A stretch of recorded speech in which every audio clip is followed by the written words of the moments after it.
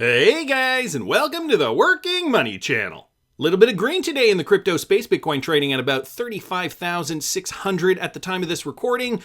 So we're still trading in this sideways trend here.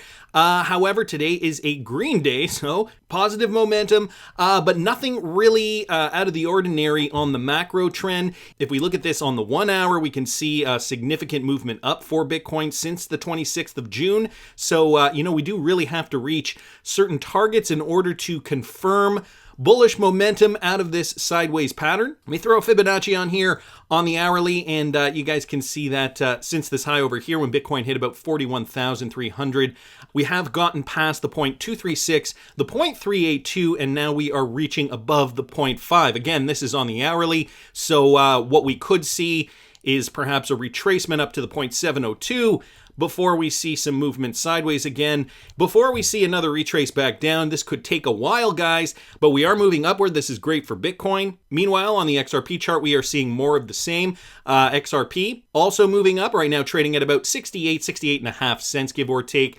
And so trends are looking positive for XRP, for Bitcoin. The market is up, market cap at about 1.4 trillion, and Bitcoin dominance still hovering at around 46.1%. So market in the green today. Bitcoin up 4%, Ethereum up 9%, XRP up 8.22%.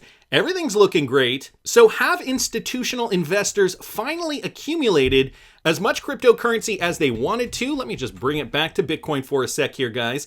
And I'm going to get rid of that, put it back on the daily here. And, when we look at this chart, when we saw this high here and then this sell-off, a lot of us in the crypto space were analyzing this and coming to the conclusion that this was just another buying opportunity for those institutional investors that weren't able to accumulate before this point.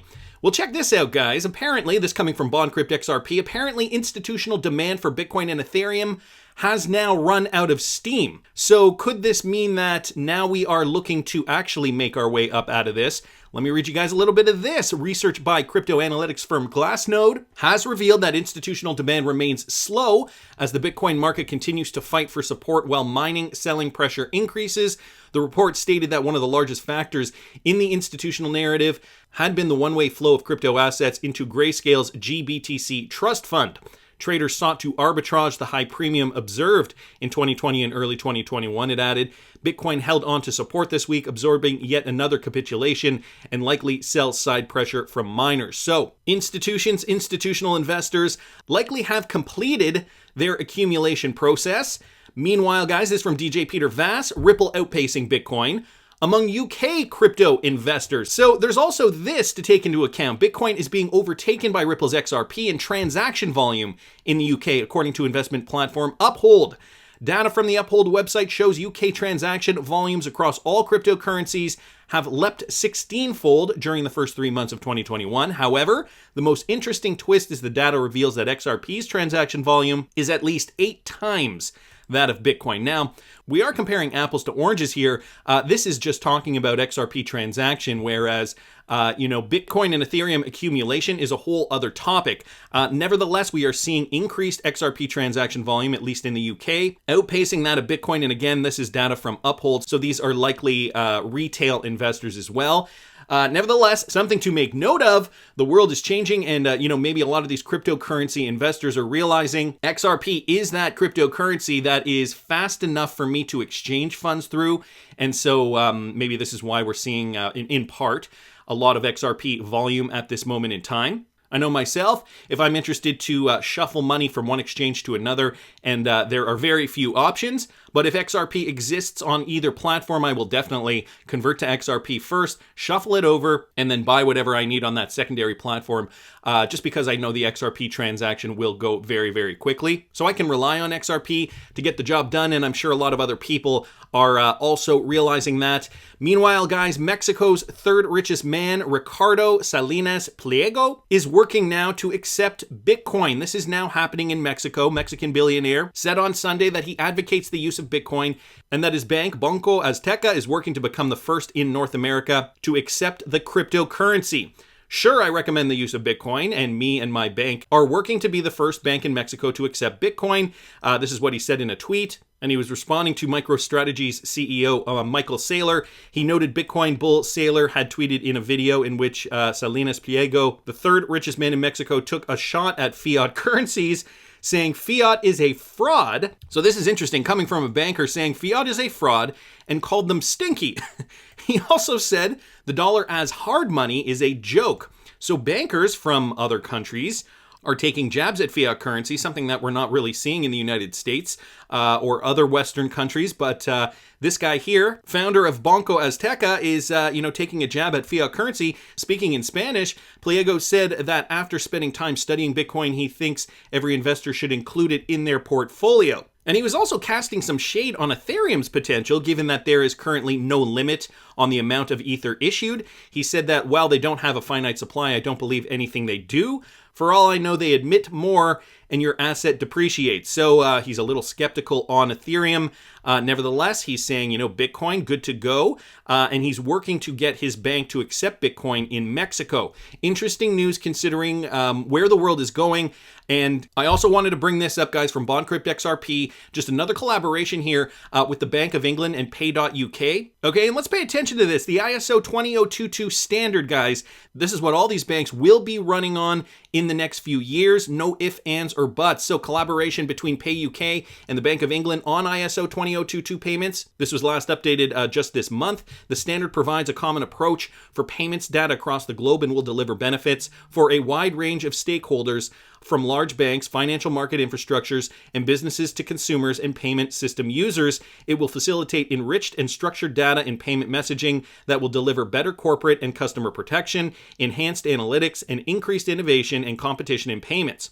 Fundamentally, it enables heightened security and new opportunities for any transaction, person, or business that ends or begins in a payment. And Bank of England, guys, on the record as being a RippleNet customer. Let's keep going, though. A few more screen grabs here, just some bullet points giving us some more information. Working with UK Finance and Payment Standard Strategy Group on the strategic direction for the governance and payment standards in the UK. Working closely with industry to develop meaningful use cases and end-to-end journeys for utilizing enhanced data to address existing challenges such as authorized push payments, or APP, fraud and tax administration, providing the industry a CHAPS, or CHAPS, and NPA schema comparison, view against the original PAX.088, don't know what that is, common credit message, outlining where the schemas align and diverge, and further developing the requirements with industry for how the key enhanced data would be consistently implemented and used to unlock benefits and ensure an aligned approach. And so, going back to this, coming from the Bank of England, you guys know who the former governor of the Bank of England was. He was also the governor of the Bank of Canada at a point. This is Mark Carney, and I saw this, guys, from me in Northern. Carney now warns CBDC delays plays into the hands of big tech. This is an article coming from Central Banking. Now, this is really important to note. Carney called on central banks today, this was coming out just yesterday, to embrace digital forms of public money or risk allowing tech firms to dominate a new world of money. So he's saying, the Facebooks of the world, they're already gunning for that position, taking over the monetary system in some way, shape, or form, maybe not the entire monetary system, but definitely having their hands in the pie. The former Bank of England governor said the world was heading for a new monetary system, potentially with a greater role for distributing forms of finance, but he cautioned that past episodes in which multiple forms of private money fought for supremacy led to inefficiency and instability. The new monetary system, Carney said in an annual lecture, must be anchored in public money with trust protected by central banks. He also conceded, saying there might be a role for tightly regulated stablecoins. Let me go down here, though. The former BOE governor, or Bank of England governor, noted that repeated failure of regulation to address liquidity mismatches in money market funds, saying regulators must do better to align redemption terms with underlying liquidity. The Financial Stability Board will publish proposed reforms to money market funds later this week. Even if tightly controlled, it remains unclear that stablecoins will be able to offer anything that a central bank digital currency cannot provide with greater safety, Carney said. Allowing too many new forms of private money could create destabilizing competition and risk fragmenting the liquidity of the monetary system. So he's talking about a few things here, and CBDCs definitely a part of this, understanding the consequences if big tech gets there first, and if there are many different types of CBDCs or other stable coins available. And I think that this is where we are going. I mean, there is already talks that a lot of these banks creating stable coins, a lot of central banks talking about CBDCs. With such risks on the horizon and many private firms vying to issue stable coins, central banks should hasten their work on digital currencies, Carney continued. He envisaged a two-tier system where the central bank provides a core ledger, or a CBDC that allows private firms to provide account services to users. Well, remember, guys, just a few months ago, Ripple pilots a private ledger for central banks launching CBDCs. So Mark Carney, clearly, I mean, it sounds like that's exactly what he's discussing. He acknowledged concerns that CBDCs could raise banking funding costs by luring away customer deposits, but said that was a necessary price to pay.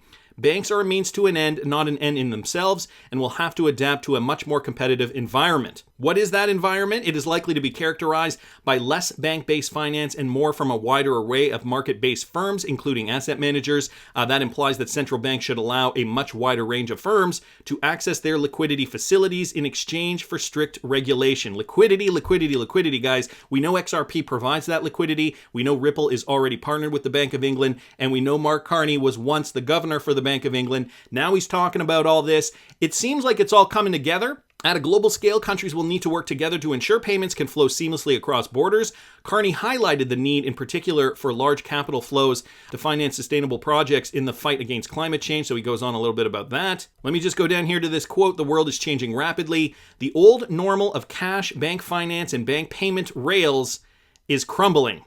By adopting a new art of money, central banks can serve everyone across this new world. Well, well, well, if that doesn't sound like something positive for RippleNet, the private ledger, and what we know the Bank of England is already doing, I don't know what does.